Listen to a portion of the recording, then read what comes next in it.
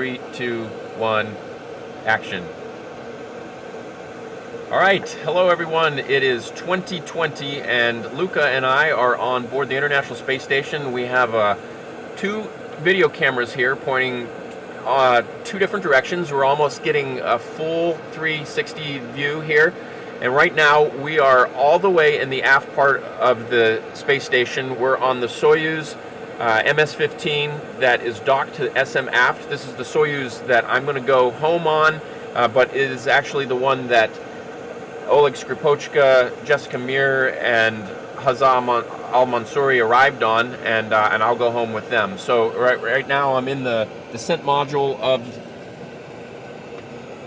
the Soyuz here, and this is the hatch between them. So we're all the way as far back as we could possibly get inside the ISS. And so here behind me are our seats and the parachutes behind me. I don't think we'll be able to get the whole camera in there. And then on the other end there is Luca, and he's in the living module, the BEO, the habitation module of the Soyuz. Go ahead, Luke. Let's give some coordinates, Drew. Right now, because we are in the aft side, the Earth is that direction, if I'm correct. I agree with that, yeah. The Earth is that way, the universe, the rest of the universe is this way, and behind me is the rest of the space station, what we call the central stack. All right, there are a couple things that you want to point out there in the descent or in the BEO? Absolutely. So over here, this is where some of the systems are. We have the toilet, just in case we have to stay here more than a couple of hours during the ascent. We have ventilators and fans and our cleaning system so that we can scrub the atmosphere of the CO2. Over here we have a vacuum manometer, which is the way we measure the pressure in space. And this is what I'm holding on to. This is the docking module, which also turns into the hatch. So when we are coming in, we use this to dock onto the space station, and then it opens towards the inside. And this is the part that actually impacted the space station when we docked. Over here to my right, these are the actual systems. There are computers in here for navigation and computation. And then, nicely aligned, there are 3 spacesuits over here. One of them is yours, Drew. The other two are Jessica's and Oleg's. And there are a couple of things that we added since we arrived. We have 3 gas masks. These are in case we have an ammonia leak on the space station for emergency. We have to fly to our spacecraft in order to come back to Earth as soon as possible. And so we have ammonia mask to get in order to survive. And emergency procedures, the daily descending instructions. These numbers let us know how to quickly come back to Earth in case of emergency. In this container there is food. This is again just in case we have to spend a couple of days up here inside the Soyuz on the way to the space station. None of our crew had to use it, but there was food in here. And apparently there is also a little happy birthday balloon from when we celebrated the birthdays. So we can start traveling back, and the next stop is going to be the entrance into the SM, the service module, which is the heart and soul of the Russian segment. Interesting thing, with my crew, so Drew and I and Alexander Skvortsov, we both arrived in this location and then we maneuvered to a different location. So as we move towards the SM, you're going to fly the same way that we did as we ingressed to the space station back in July 20th of 2019. Luca, you hit the lights and I'll just fly through in the dark. Yeah, I'm going to turn off the lights so that we save some energy. Okay, I'm flying toward you.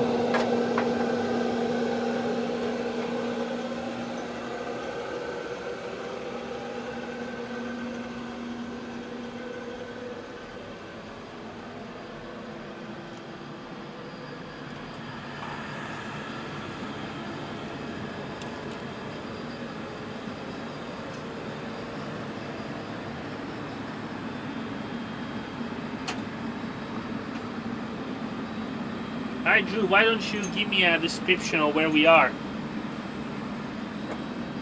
Okay, well, we're in the service module of the Russian segment, and this is a design that the Russians have used in their space program now for decades. It's very similar to the Soyuz spacecraft or the Soyuz space station, as well as Mir. And there's the docking port back there. Here's the toilet over here, the ASU. It's all decorated for Christmas. Alexander Sasha Skvortsov decorated the KTO, which collects solid waste. It says S Novim Godom, which means congratulations with the new year. And then there are 2 crew quarters back here on either side, and our 2 Russian cosmonaut crewmates, Sasha and Oleg, live in these 2 cayutas, they call them. And they spend most of their day back here working in the Russian segment. There's a table here that we share. They have all their meals, and when we have meals together, we have at this table, and they put tape on it to hold things down. Their water dispenser, and then Some Christmas decorations. Yeah, still Christmas decorations up because we're just making it through the holiday. This looked very familiar to us because the simulator in Star City is an identical exact replica of this. And so when I showed up in here, it felt like exactly like being in the simulator back there in Star City. It's perfect. It's uncanny how similar it is. is. Completely. They have a lot of their camera equipment mounted on the walls here on either side. And they have windows earth facing down here. Right now we're in a night pass, can't see any light coming through them, but they're really nice optical quality lights for taking pictures straight down of the Earth. This area in here is called the central post, the central command post. It has control. Did you? I don't show the caution and warning panel and the. Go ahead and take the camera. Yep. The caution and warning panel there, and all of the old computers that they used to work. Yeah. Now we don't use these almost. We almost never use these anymore. Okay, we'll continue into the adapter. Into the PKO. And if you want to swap to me, and I'll take the camera, and you can talk about which way you're going to go first. You're going to go up? So we're going to go up. And hello, Alexander. Hello. It's a surprise for me. Because I have finished only my physical exercise, and this moment I finished with the rest. Okay. So do you? Can you say hi? Say hello. Hello. I can say hi, hello for everybody who will see this movie. Sorry. Okay, so we're in the PKO, and we're looking. So this is the PKO is just a junction. It's the equivalent of a node for the US-OS segment. Basically, it's a spherical module, part of the module where you can attach to 4 different sides, and you have modules that are used for different things. One of the things that we use this module for is for EVAs, and that's the one behind Drew, and we will go there later. But before, I want to show you this one. We're going to go down to see my Soyuz, the one that Drew and I came up with, and just very quickly.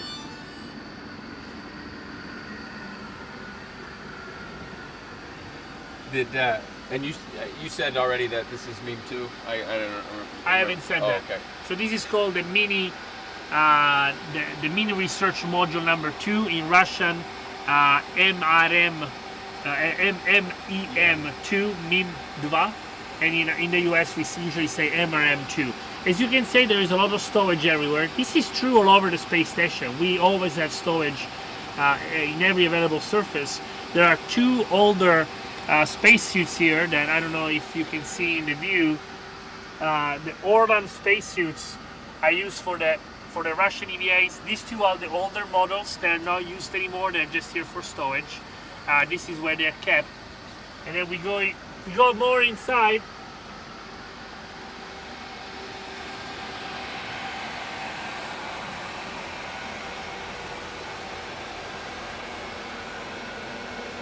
And so welcome to this is Soyuz MS-13. There were some concerns on some people that the number 13 is bad luck, but luckily for me, it's always been a lucky number. In Italy, 13 used to be a big win in a Lotto-like game, and also my fighter squadron was the 13th squadron, so all good things for me. And over here, basically the design is identical to the Soyuz that we just saw. The arrangement is slightly different because instead of having the spacesuits here, they're put here on the side. The 3 spacesuits that in about a month I will be going back down in. And then again, tiny space for the descent module down here. And we can go back up. And we'll fly into the SO1, SO1.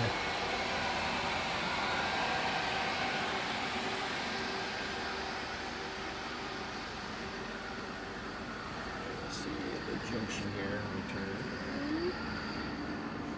If you want to zoom now, you can guide them into the progress. Okay.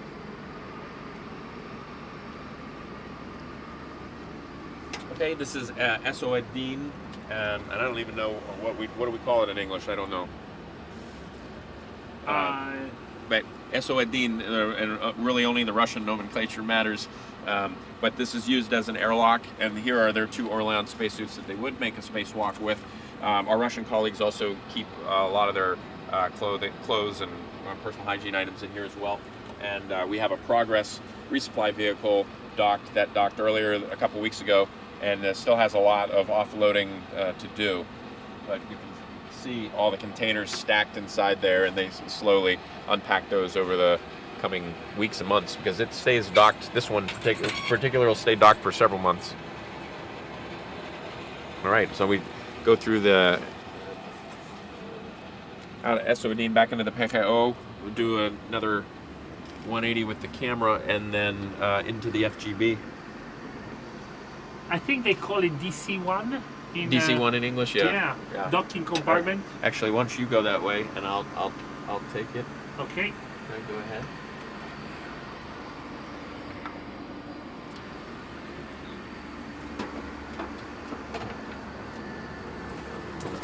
Okay.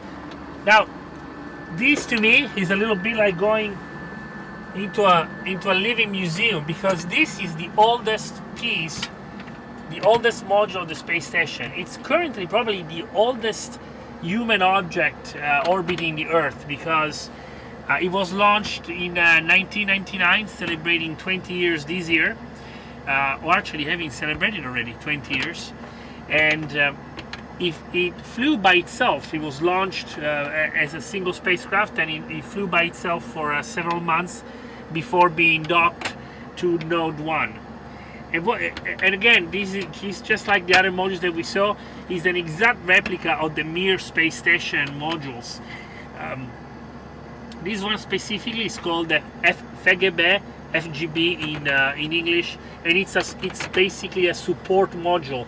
Behind this panel, just like on the deck, there's a lot of storage. Some systems, not many, but definitely this is the main compartment for storage for our Russian colleagues.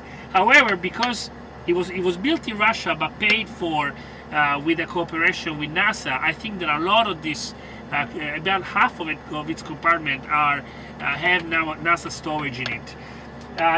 The way I see it in my mind, every time I think about this, I see a ladder, because this is how I move into it, just going down this ladder this way. So somehow, even when I'm on Earth and I think about this, in my mind, it's always been a ladder going up.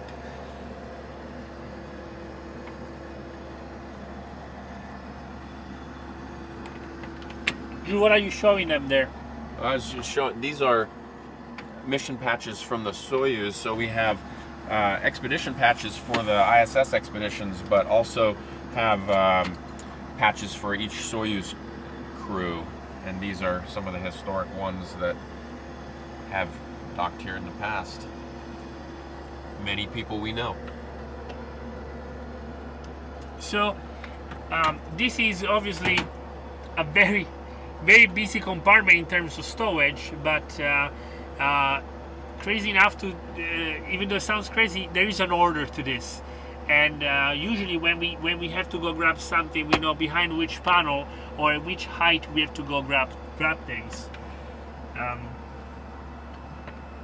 Now the only part of the space station of these modules, excuse me, that doesn't have anything on the deck is right here, because this is where our Russian colleagues take their hygiene breaks. So there's a big mirror. Probably the biggest mirror on the space station is right here. Yeah. I never thought about that. And these containers that you see on the side, these are where our Russian colleagues have their personal hygiene items. And so what happens is that they come here, they close this hatch, partially close this hatch to get some privacy, and then they can shower, clean up in the morning, and we know when the hatch is closed that's what's happening. From here, we are going to go into one more docking module, which is called the MIM Adin, or MRM1, Mini Research Module number 1, and it's a little bigger in terms of length, but very tiny. And for me, it's a sweet memory because it's where I docked my first time in 2013 with Expedition 36 on Soyuz TMA-M9.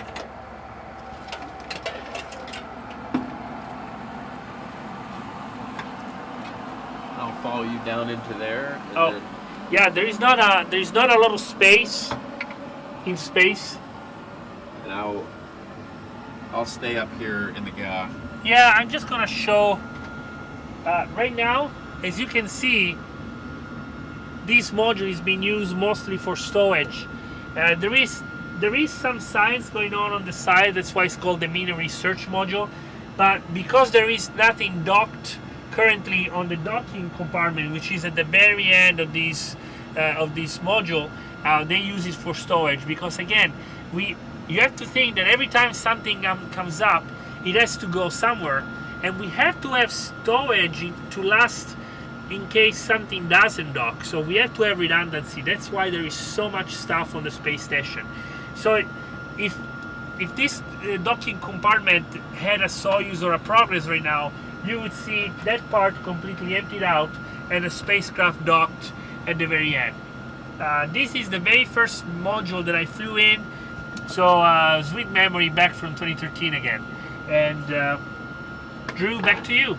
I'll take the camera and we can fly. You can guide me through the PMA. Okay, well, we'll go here through the GA. The GA is what actually attaches the Russian segment to the US USOS, the US operating segment. So we're going to go now transition. We'll go through the PMA, and we're going to pass a bunch of stowage, a bunch of NASA US stowage stowed all 360 degrees around us in the PMA. Hey, Drew, because this is probably easy to get lost, where is the Earth right now? So the Earth right now would be straight through the camera, through your back, all the way down to down below you, behind you. So it doesn't come easily. You have to think kind of hard about what we're doing, which direction is up. It's very easy to get disoriented, especially I find in the Russian segment, because it's a lot more. There are a lot more confined spaces and a lot less orientation clues than there are in the way that our modules are built. So I'm going to back my way through here into PMA now, and we'll see stowage 360 degrees around us. This is where we keep a lot of we call them pantries and warehouses, a lot of our common use items like towels and wet wipes and dry wipes and nitrile gloves and things that we use a lot. are located right in here, so it's easy to get to. When we run out of one thing, we have another backup right nearby. We can take another CTB. This is a good place to demonstrate something common like a hygiene towel. Here's a container full of hygiene towels, and this is where we what we use to wash every day. Foil bag that has a towel impregnated with soap already, and we keep that right here so it's in a convenient location. These are all contained in bags called CTBs. Cargo transfer bags. Cargo transfer bags.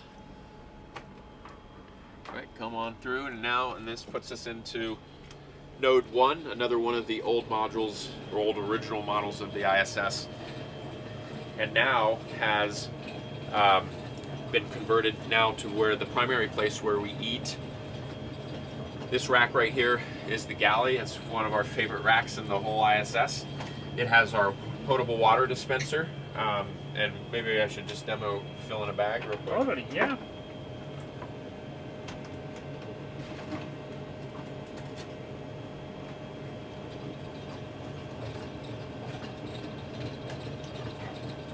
So our food is stowed here, and we have food that we share, and there's food. We also have our individual containers of food, and I just grabbed this one. It's Tropical Punch.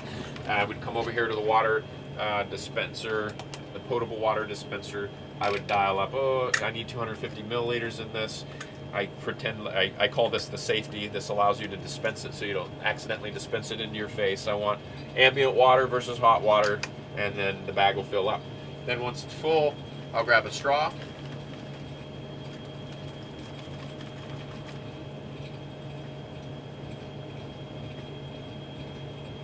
I guess I could have picked less than 250, so it takes so long to fill up. But at least now you can drink it though. Otherwise it would have been too sweet or too syrupy. Yeah. And then now we don't always play with our, well, yes we do. We do. We play a lot.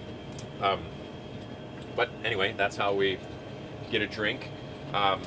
Drew, let's destroy one of the conspiracy theories about our table. One thing that I like to talk about is, why do we have a table in space?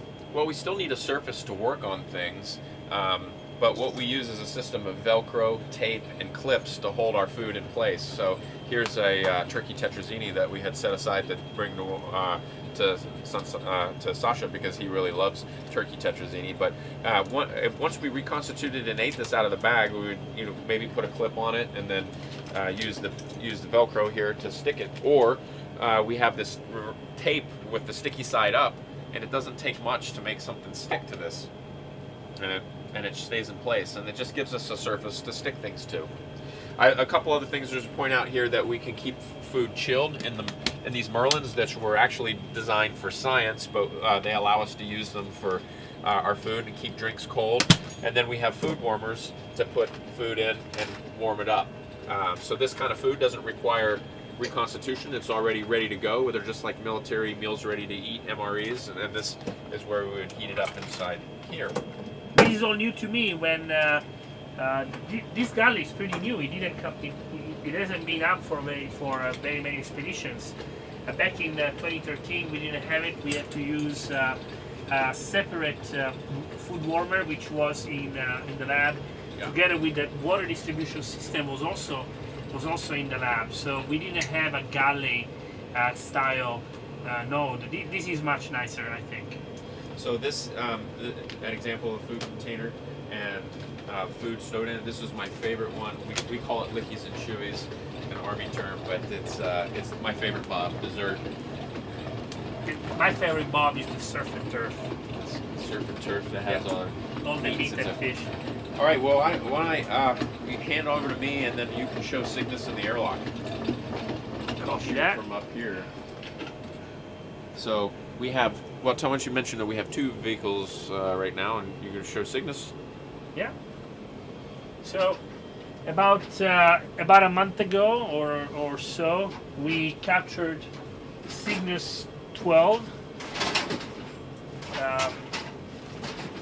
again, for those that like history, details, and history and stories, I was the one that captured the first Cygnus demo about 6 years ago, and now we are Cygnus 12, so about an average of 2 Cygnus per year. And this one was captured by Jessica, I believe, Yep. to get assisted by Christina. And it is unique in its own way because it's the biggest Cygnus to date. It has 4 different levels of racks with cargo, and we have been working for the past month or so taking cargo out. We are almost done with the cargo out, and we're starting with the cargo in, which is going to be it's going to be all trashed when in about 25 days or so we release it to burn into the atmosphere. I'm gonna demo how deep it is here and going down into it. So here's the first level, second level, third level, and the fourth level is already busy with trash. So I'm gonna stick myself into it to show you just how deep we can go. And I'm currently, I'm in the lowest part of the space station. This is the closest I can get to Earth from down here. And my Soyuz, I guess, is the highest point you can get to on the space station currently. Yeah. So before we were in the highest point inside the space station, and this is the lowest point. As you can see, a lot of space to strap cargo and trash. Some of it will be over here, and then something very cool about this vehicle, and I think is really cool. After we close the hatch, we will install a delivery system so that during the descent burn, the Cygnus will release into orbit some payloads that will have time to perform some science for paying customers. So just another way to gain access to space is through this delivery system up here.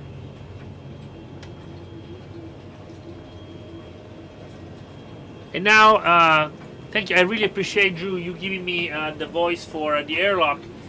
This is one of my favorite places on the space station. Even though right now it doesn't look like much of an airlock, because we are in the middle of loading and unloading 2 vehicles, and in about 2 weeks we will be performing EVAs, but not before we release one of the cargo vehicles that we will see later. So right now we're using the airlock as a temporary storage location. But when this is not a storage location, this is the temple of extravehicular activities. As you can see, to my left and to my right, we have 2 fully installed spacesuits. This is actually Drew's spacesuit for the past 4 EVAs. This is my spacesuit for the past 3 EVAs. And in the same configuration that we left them after performing 3 AMS EVAs, which is a story for a different time. Now behind me, invisible today, but behind these boxes, there is the actual airlock, the one that we close, and which will give us access to the vacuum of space. This is very unique to me and dear to my heart for several reasons. First of all, because again, it's where we do our EVAs, which is very prestigious, very hard, but also incredibly exciting as an activity. And I'm sure that Drew, you agree to that. Especially for us, we did 3 together as a crew. But also because it's quiet aside, it's only used for that. So just a very unique, special place. Now, Drew, I'll take the camera and you can lead me through Node 3 and tell me Node 3 and Cupola and tell me why it's a special place. All right, well, so now we'll continue from Node 1 into Node 3, where I think we have 2 exercisers going on right now. Christina and Jessica both exercising. Jessica on ARED, our resistive exercise device, weight training, and Christina is on a treadmill called T2, and she's actually doing something a little bit different, a little more unique. She's doing a backwards walk on the treadmill just to kind of as she's just a couple weeks away from returning to Earth. It's thought to help a little bit with some of your balance muscles when as we return. Kind of requires a little bit extra coordination. So we'll fly through here.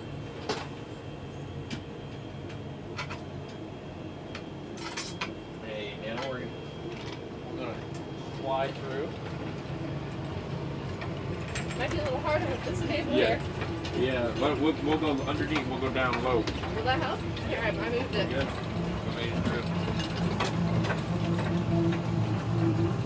So the treadmill T2.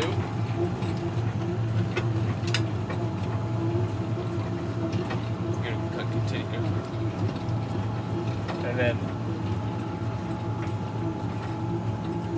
And then the resistive exercise device that looks like Jessica's just finishing up on. Here, where I'm going to show the T2 for a second, just to give it a look.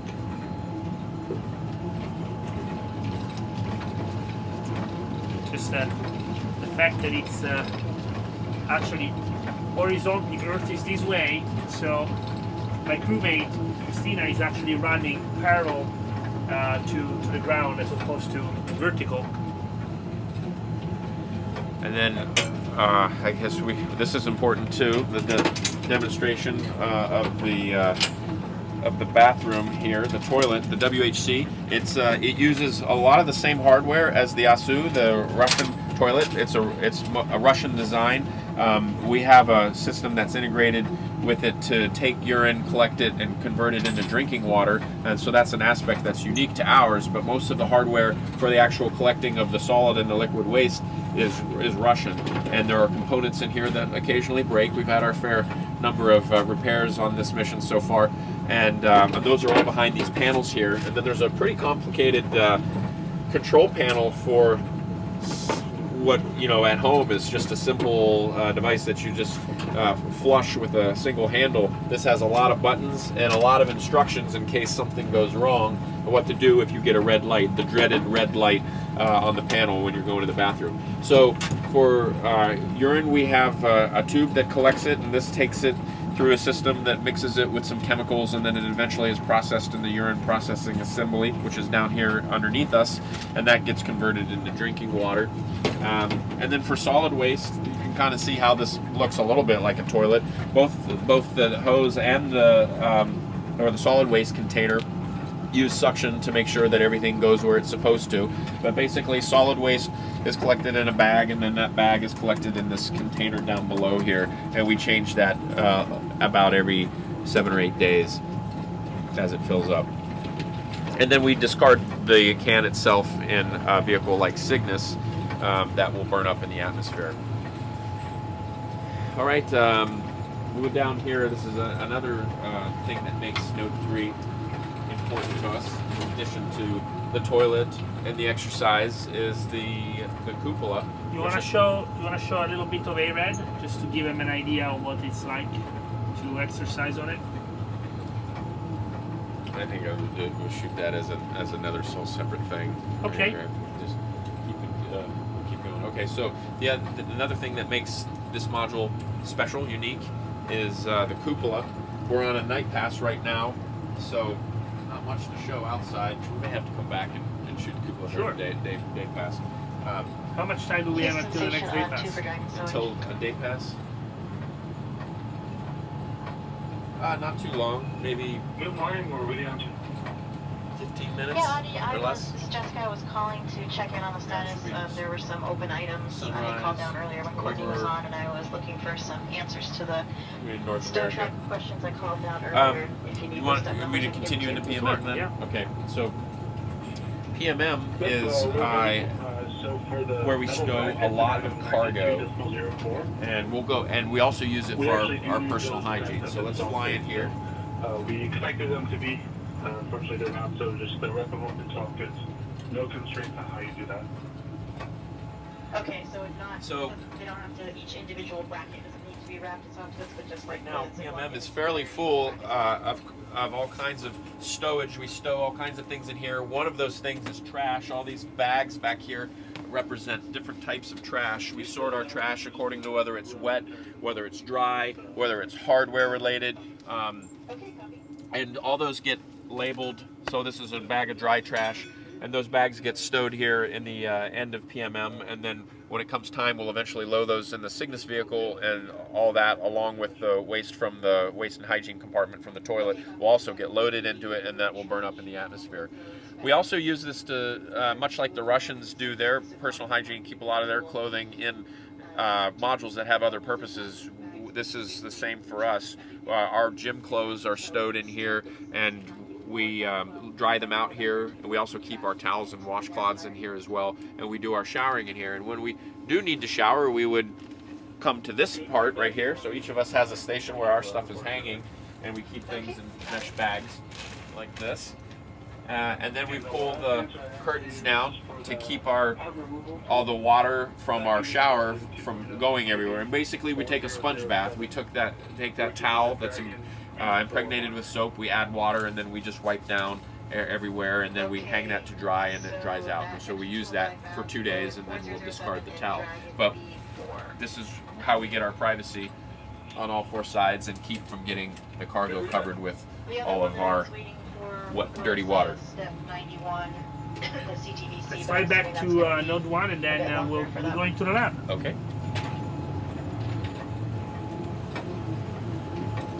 Fly under. And Jessica, that's correct. We're going to need some words with the ISS program office on that one. So I wouldn't expect the next one. Okay, great. Well, thanks for the program. Let me know. It would be nice to close those steps up. Appreciate it. Okay. No problem. We'll be here. So welcome into the lab. I would say that just like the SM, the service module for the Russians, is the heart and soul of the Russian segment, I would say that the US lab is the heart and soul of the US segment, because it has most of the systems that keep us and the station alive.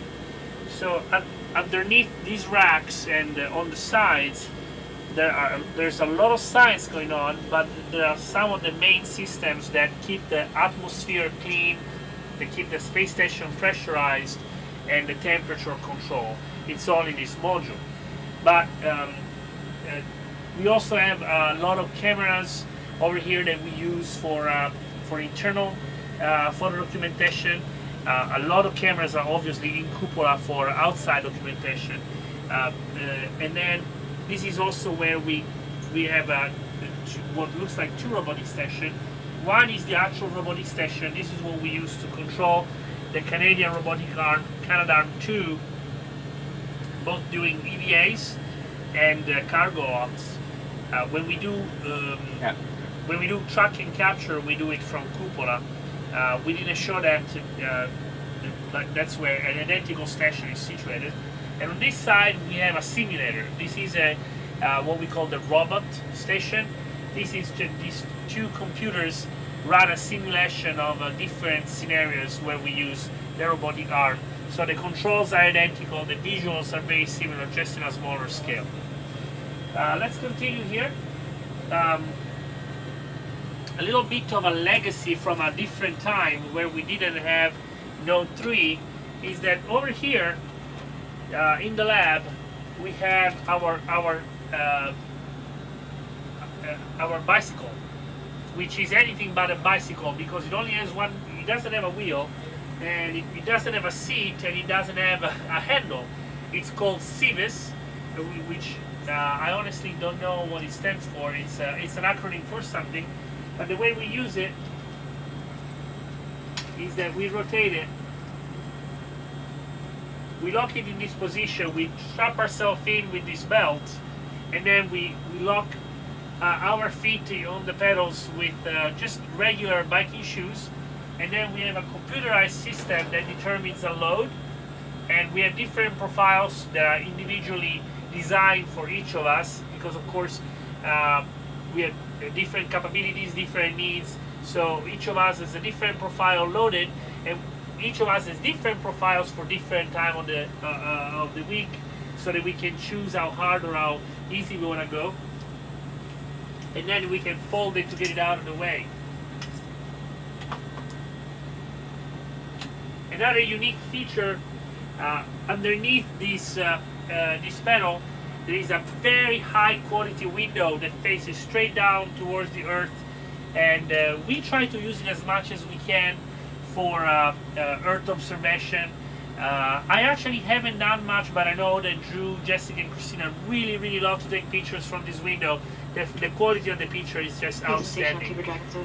Everything else around me here is payloads, which means science, scientific labs. Each one of these racks, that's what they're called. Now there's still about a quarter CTB space left in there. So Each individual rack is basically a different laboratory. This one is FIR for fluid physics. This one is SIR for combustion.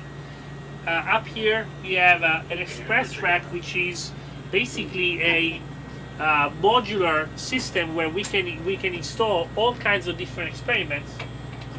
This one is for material sciences. Sorry. Yeah, that's okay. This one is for material sciences, and then more express racks, so more individually tailored experiments. And then over here, the MSG, the one of the two main glove box that we have on the space station. Glove box, which means behind this panel there's a completely sealed compartment that we can access through gloves in order to isolate the science behind it. We have another glove box later on. We'll see it in the Japanese module, and then different experiments may have individual glove box contained inside. There is another one in FIR, there is another one in Columbus, and another one in the Japanese module. So lots of different glove box for science. And then we're gonna swap again, and Drew, why don't you guide us into node 2? Okay.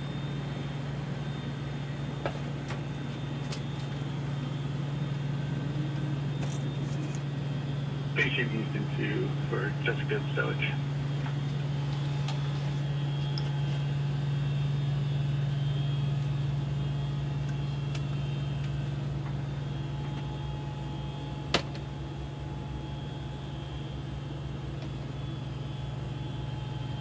Okay, we're in entering node 2, so we're getting very close to the most forward part of the space station.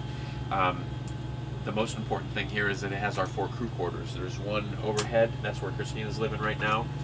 One here on the port side where Luca's living. Down here in the deck, Jessica, and then on the starboard side, there's mine. And we have each of our name tags on our quarters so that we don't forget whose is whose. So there, yeah, we go ahead and pan through all of them there. Jessica's name tag is covered by my CTB there. Oops. Jessica and mine over here on the side. So basically, Drew and I sleep standing up, and Christina Sleeps on the sleeps ceiling. on the ceiling, and Jessica probably has the one that would be the most classic way of sleeping on the deck, if it wasn't that she's actually on the side. So this is at the same time it's our living quarters, our crew quarters, where for privacy, but it's also a working place. So working is, so we have a workbench here, and it has our tools deployed at all times that we use commonly: markers, eye protection, gloves, scissors, Velcro, pliers, wire cutters. They're all here, and we have a drawer full of tools back in Node 1 that has just about everything you can think of. Now, Luke had mentioned we have 2 vehicles docked to the ISS right now, so places a little bit feels like we're just moving in. So we have stuff stowed everywhere right now. So it's not usually this cluttered, but for the last couple of weeks, this has been the life that we've lived here in the clutter of cargo operations for 2 simultaneous vehicles, SpaceX and Cygnus. So why don't you show me the next vehicle that we have here? All right, so Dragon arrived at the beginning of December. And this vehicle is unique because we don't send this one home with trash to burn up in the atmosphere. This is the one we use to return science, cargo, hardware back to the ground. This one will recover under parachutes and land in the Pacific Ocean and be recovered. So we send things back that we want to keep in here, and so we're in the process of packing it up right now. So I will go ahead and go down into Dragon, which right now has got we have a lot of cargo operations involve a lot of foam and a lot of bubble wrap. But I say fly all the way in here past all that and just have a look around the empty cargo compartments as we fill it up here over the next couple of days. A lot of science return, items that need to be kept cold. We pack them in ice, and they'll be in the ground and unpacked within a day or so. All right, so we go to, make the switch. Oh, and then interestingly here, then these are the two docking ports. They're covered with stowage right now, but the two U.S. crew vehicles, Boeing Starliner and SpaceX Dragon, will dock to ports that are up front of the space station, and then on the zenith side, that's at the top of the space station here, these two docking ports, and we hope those will be used here in the next couple of months. Let's go into Columbus. I'll take over. Okay.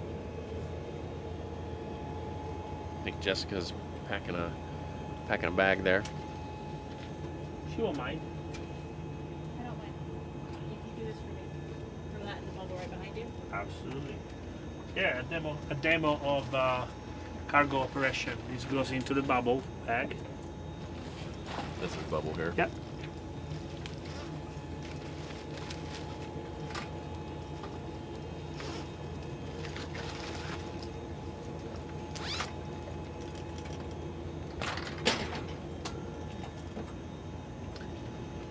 And this is Columbus. Obviously, the pride and joy of the European Space Agency. This is the contribution to the ISS program by ESA. We have also a lot of cargo here going on, but this is quite typical right now. Columbus is first and foremost a lab, so the systems are on the deck. They take over 4 different racks of systems and stowage, but then on the sides and also on the deck we have labs, different kind of labs. So forward is this way, aft is that way, and some of the thing that makes this module special to me is that this is where we do a lot of the human research. The 2 modules at the very back are called HRF module, Human Research Facility. So to me, when I think about Columbus, I will always think of doing research that really interests the human physiology. Another thing that makes it dear to me is that it was built in Italy together with Note 2, Note 3, and the cupola. So obviously a little bit of Italian pride. Cygnus, the Cygnus structure is also built in Italy. So right now there is a lot of Italy here in the space station. We have some of the very advanced facilities that we have here. Right now we have a 3D printer that actually prints in biology tissues right behind this. Until a few weeks ago over here, these are greenhouses where we grew salads. Drew, Jessica, and Christina were the main people involved with that project. I was just one of the tasters.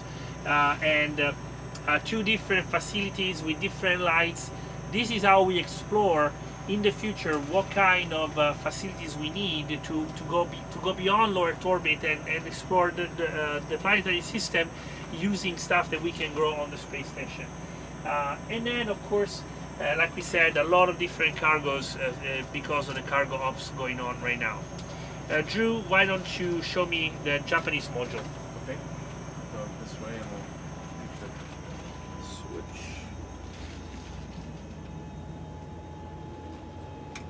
right.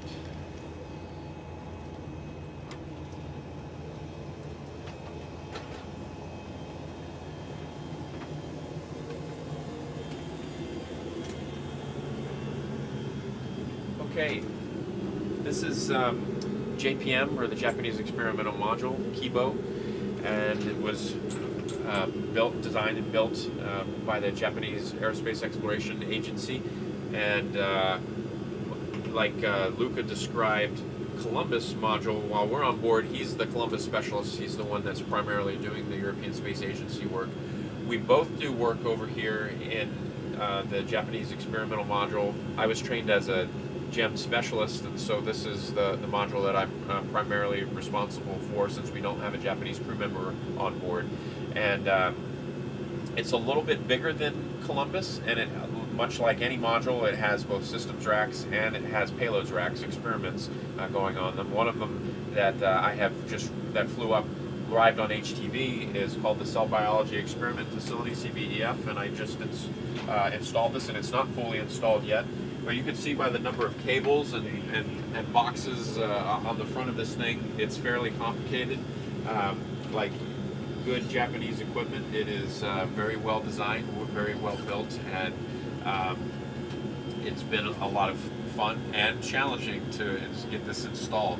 And we're looking forward to getting it running here in the coming weeks. But there are a lot of different experiments like this built into the different racks. And when we talk about racks, I think it's probably worth talking about how all the modules, if you look outside the space station, the pressurized modules of the ISS are round cylinders. They look like cans of soda.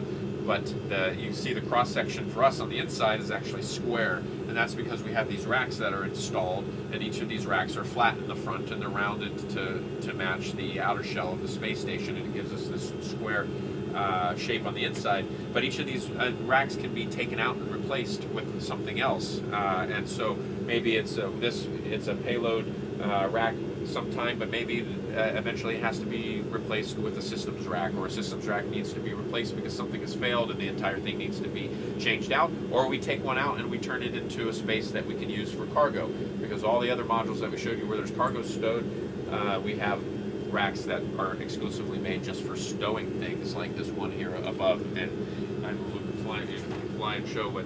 So these are what a neatly stowed rack looks like. This is not overfilled by our definition of the word, but even the Japanese experimental module is not immune to being stowage on the deck here. We have a lot here from the vehicles that have arrived, so normally this would be wide open ideally, but we do have a lot of stowage here on the deck of the Japanese experimental module as well. Maybe worth showing also a Melfi, which is a freezer that science samples can be frozen to all different temperatures. I don't know what's some of the lowest temperatures in Melfi that you've seen. Minus 95. Or is that polar? The different freezers have different capabilities, and this Melfi freezer has 4 compartments in them, and we're frequently taking samples in and putting samples in, taking samples out. We also do a lot of our public affairs events here because it is one of the more clean modules, and it happens to be also at this as a nice backdrop here. For us to do public affairs events, and it's not in the way, whereas if we do them in the lab, it's right in the middle of everything. There's a robotic workstation in here for the robotic arm that's on the outside of the GEM. And then behind me is another piece of equipment that Luke and I are trained on and use frequently. It's a small airlock for putting payloads in and out, not for putting astronauts in and out, just payloads.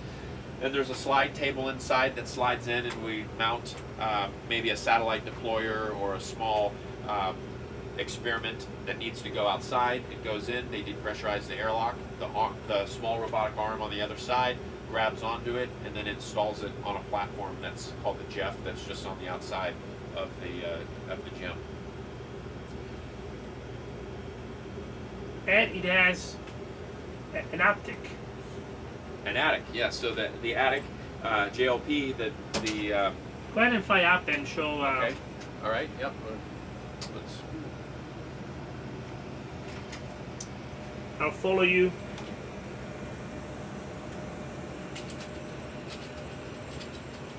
So this is JLP, which is another stowage module here in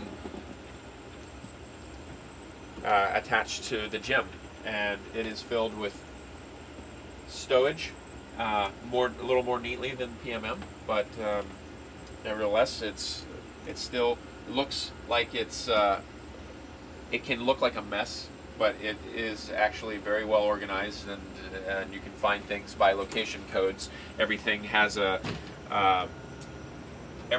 place, and it has a nomenclature, and we think of things in terms of how they fit into ISS coordinates. So starboard, port, aft, and forward, and it's actually very easy to get confused on which direction that is. So they're written right on the different bulkheads, so that you know which direction, which wall, for lack of a better term, you need to go to.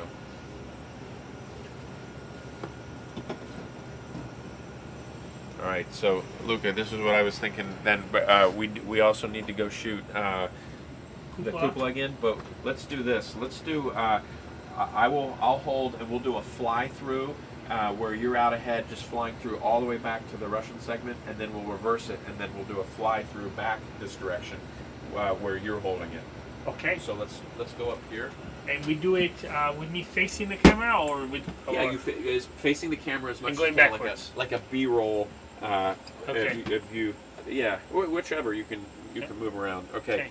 So, and you can. It's not a tour per se. Just just a fly by. B-roll, but you can say things as we go. Ready? Let's go. All right. All right. Let's fly out of JLP. I'll say where we are as we go. And through the gym.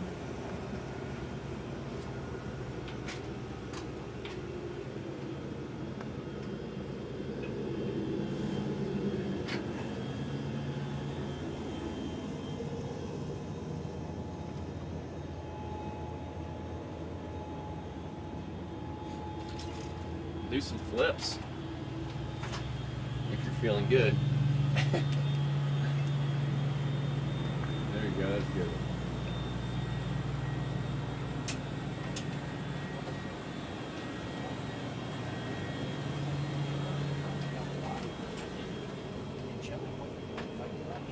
The vice president came home, reported, and said, Zelensky's done a lot to fight corruption. I think we should release the aid to basically before I let you.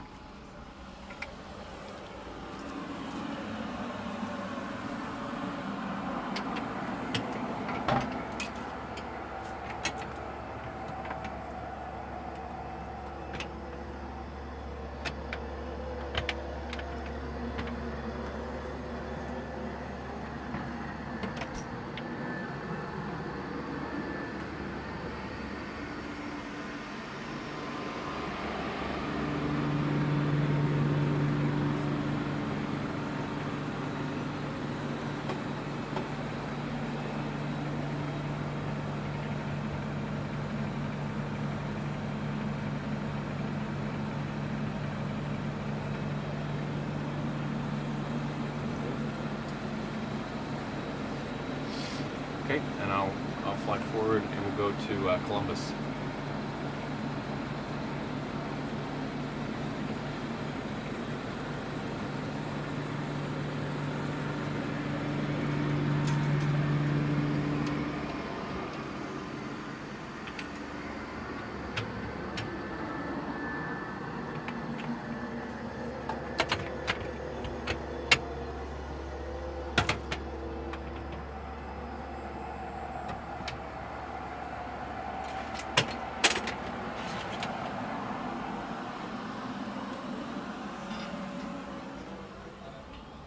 Let me ask you about your juror role here first. I almost want you to respond to one of your colleagues, Bill Cassidy, Republican senator from Louisiana, sort of implied in our Senate case routine.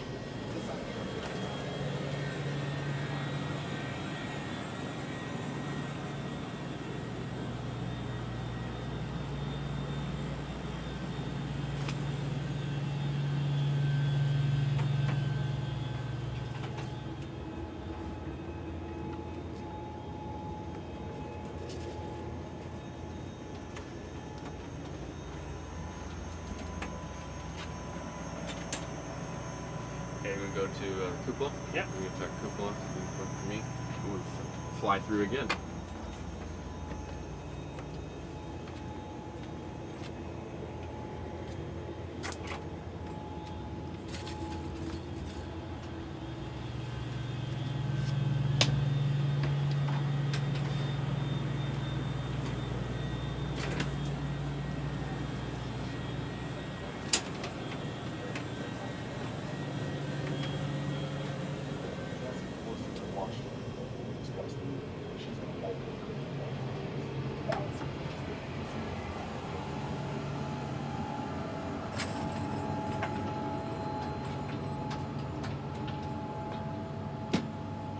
All right, you want to talk about the cupola? So cupola is obviously one of the places that astronauts love for many different reasons. But I suppose that the main reason why we like it so much is because it gives us a 360-degree view through the 7 windows of our planet, Earth. If you ever heard of the overview effect, this is where we get it. We understand how fragile Earth is because we get to see about 6,000 kilometers of it in one shot, and we have a very clear view of how thin the atmosphere is, how fragile our planet is. And sometimes we think that the most fragile thing on Earth is probably us. We are the most fragile and the most dangerous thing at the same time.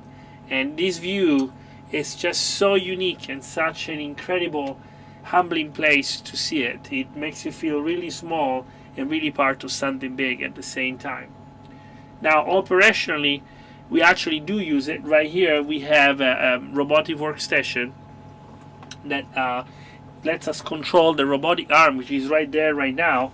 And through that robotic arm, we capture and berth several cargo vehicles that come to the space station to refurbish all our needs: food, water, different kind of gases, experiments, and all sorts of cargo.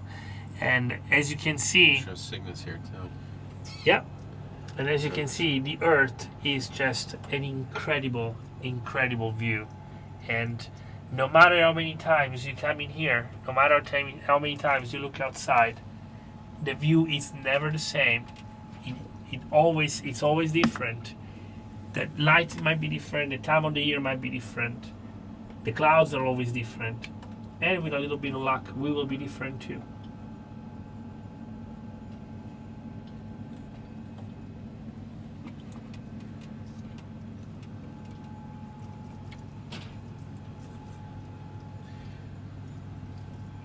I want to have you demo the window open close. So, in order to prevent too many meteorite strikes, we try to keep it open during the day so that we have a good view of the Earth and that we can enjoy the sight. But when nobody is going to be watching it, we like to close the windows. And so we have a very simple manual system that works perfectly well. And this is how we close the window. This is the main window, window number 7. And then on the sides, we have a similar system to close the shutters and prevent micrometeorite strikes from damaging our windows. Okay.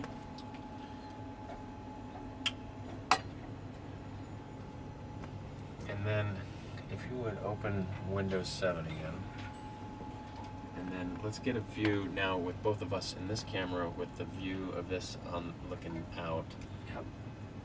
Both of us on this side. Absolutely. Right? So thank you for joining us on this 2020 tour of the International Space Station, the 20th year of the ISS's continuous human presence on board the ISS. It's been our pleasure to show you around our home, constantly a work in progress, constantly a work of art, a work of science. I hope you enjoyed the tour as much as we did. It was really our pleasure to be your guide tours. I'm European Space Agency astronaut Luca Parmitano. And I'm NASA astronaut Andrew Morgan.